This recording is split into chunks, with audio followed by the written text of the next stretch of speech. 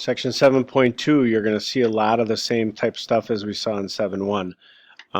The difference is you're going to see a lot more what we call composite inverse functions. So we're going to work on those a little bit. So let's start off. Inverse cosecant of negative square root of 2. This will just kind of be a review of what we did in the first section. So remember what that means. It means cosecant of what angle would give me negative square root of 2. And if you don't like cosecant, remember you could always take the reciprocal. You could say sine of what angle will give you negative 1 over square root of 2. And you might like that better.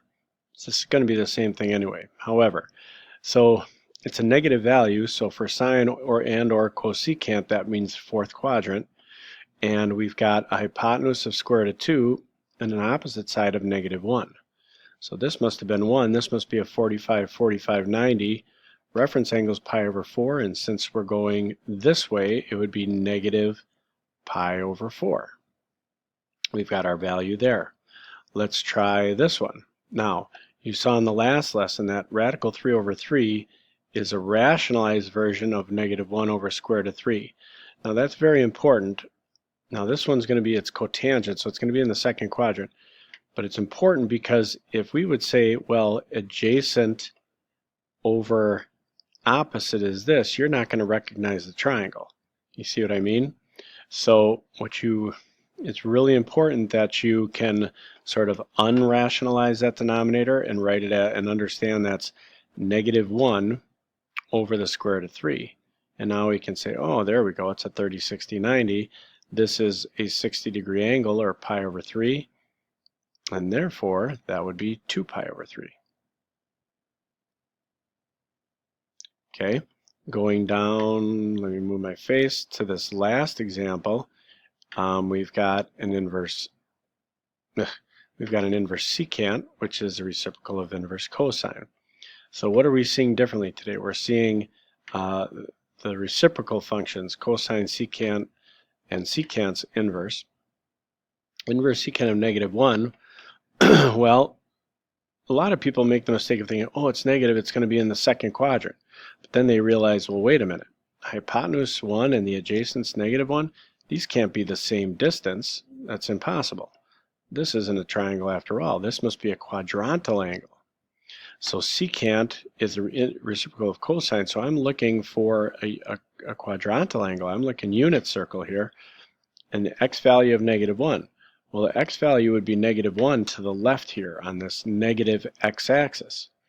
So what angle terminates there? Well, none other than pi radians.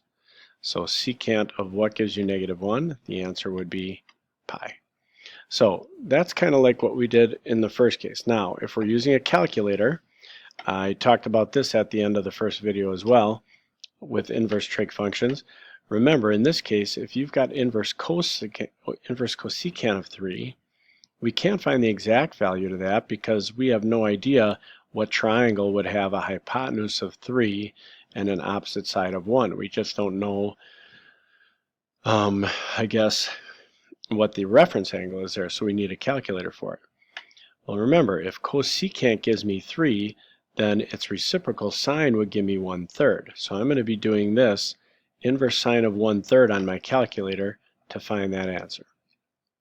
As far as inverse cotangent, I don't have an inverse cotangent key, so I'm going to use its reciprocal. I'm going to use inverse tangent instead, but I have to take the reciprocal of negative 2.4, which would be negative 1 over 2.4 to get my answer.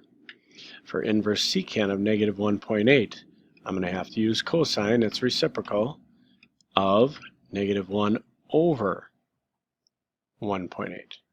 Okay, so these are the things you're going to be doing on your calculator, and I'll let you plug those in yourself. It's simple enough to do, but making sure you understand, again, the common mistake, people think they can just go 1 over the inverse sine of 3. This is wrong. Cosecant and sine are reciprocals. Inverse cosecant and inverse sine are not reciprocals. It's the ratios that are reciprocals. So you need to take the reciprocal of 3 or negative 2.4 and negative 1.8. Okay? So make sure you understand that. Now, how about these composite problems? I want to take the cosine of the inverse tangent of -1. Now, how am I supposed to do that? Well, do the inside first. First, let's find out inverse tangent of -1. So inverse tangent will find an angle. So what angle can I take the inverse tangent of to get a -1? Well, inverse tangent of a negative should give me a result in the fourth quadrant where the opposite is -1 and the adjacent is 1. Well, that's a 45, 45, 90 triangle. The reference angle would be pi over 4. Because I'm going clockwise, it's negative pi over 4. So now I'm going to take the cosine of this, which was negative pi over 4. And the beauty is I already have a picture of it. This is already a picture of an angle negative pi over 4. The only thing I need is the hypotenuse of square root of 2. What's the cosine of this angle? Well, it would be square root of 2 over 1. So the answer is square root of 2. Notice the answer is not an angle, it's a ratio, which makes sense because the last thing I did was take the cosine of something. This gave me an angle, and then the cosine of that angle was the square root of 2. Okay? How about the inverse sine of the sine of 5 pi over 4? Well, first let's take the sine of 5 pi over 4. Now this is a chapter 6 problem.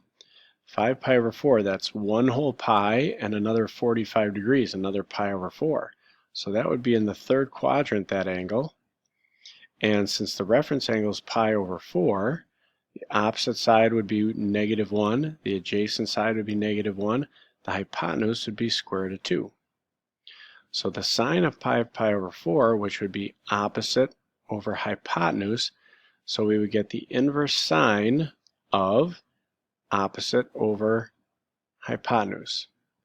Now, inverse sine, what angle do I take the sine of to get -1 over square root of 2? Well, when I take the inverse sine of a negative, it doesn't give me an answer in the third quadrant, it gives me an answer in the fourth quadrant, opposite over adjacent. Now, the reference angle is still going to be 45, but now it's in the fourth quadrant, so it would be this closest angle, which is negative pi over 4. Can hardly see my negative there. Okay, last one, cosecant of the inverse cosine of 0. Right, inverse cosine of 0, as soon as you see a 0, you got to think quadrantal angle. Now cosine is the x value, so where is x 0? Well, x is 0 up here, right? It goes through 0, 1. It could also be 0 down here, but I only want, remember, for inverse cosine, an answer between 0 and pi. So my answer is right there, and that angle is pi over 2. So now I want the cosecant of pi over 2. Well, I still have a picture of it. Pi over 2 terminates right here, crossing through the point 0, 1. Cosecant is the y value, which is 1, and it's actually the reciprocal of the y value, which is still 1. And there's my value there. Okay, on to the next page. Secant of the inverse tangent of negative square root of 3. Okay, let's see here. Inverse tangent of a negative. That's what angle? Well, the angle I know would be in the fourth quadrant, and the opposite over the adjacent would be negative square root of 3 over 1. That would make this a 2. So this reference angle is pi over 3, or 60 degrees. Because I'm going clockwise, because it's in the fourth quadrant, though, it's negative pi over 3. So now can I take the secant of that angle? I already have a picture of it, right? So secant of this would be hypotenuse over adjacent, which is a positive 2. Okay? Again, as always, if it's necessary, stop the video, relook at it. Now here's one that gets confusing for people. You got to find the inverse sine of 3/4. We know that's in that angle would be in the first quadrant because it's positive. But I have no idea what triangle would have an opposite side of 3 and a hypotenuse of 4. Just have no idea. So I don't know what the heck this angle is. I could find this missing side using Pythagorean theorem. I can go a squared plus 3 squared equals 4 squared. 16 minus 9 gives me 7. That missing side is going to be the square root of 7. But still, I don't know what this angle is. Now watch this. Because I don't know it, I'm going to do something weird here. I'm just going to call it theta. Now, you might be thinking, well, I can't just say the angle is theta, I need to know what it is. You actually don't, because watch what happens next. If you noticed in the earlier problems, whether I knew this was negative pi over 3 or not, I had a picture of the triangle. It didn't matter if I knew what the reference angle was, all I had to know is what the ratio was between the triangle sides. So if I call this theta and I say, all right, well, I'm going to take the cotangent of this, which is some angle that I don't know, called theta. Even though I don't know it, I got a picture of it. Cotangent is adjacent over opposite. That would be radical 7 over 3. And just like that, you have an answer to a question that looked like we couldn't do. Let's try another one of those. Inverse cosine of 2/3. Well, again, it's positive, so it's got to be in the first quadrant. Cosine is adjacent over hypotenuse. I have no idea what that angle is. So I'm going to call this theta. So tangent of some angle I don't know. Now how do I take the tangent of this angle? Well, I need opposite over adjacent. So I got to find this opposite side. So I've got 2 squared plus something squared equals 3 squared. So that's 9 and that's 4. So b squared is 5. So b is the square root of 5. So what's the tangent of this angle? Opposite over adjacent would be radical 5 over 2. So that is this lesson. So we went through just finding more values of trig functions. If it went too fast, again, and I go kind of fast, I don't have an unlimited amount of time in these videos, but look over it again. Look at what I did. Listen to my explanations. Make sure you understand what you're finding also. Don't just watch the process.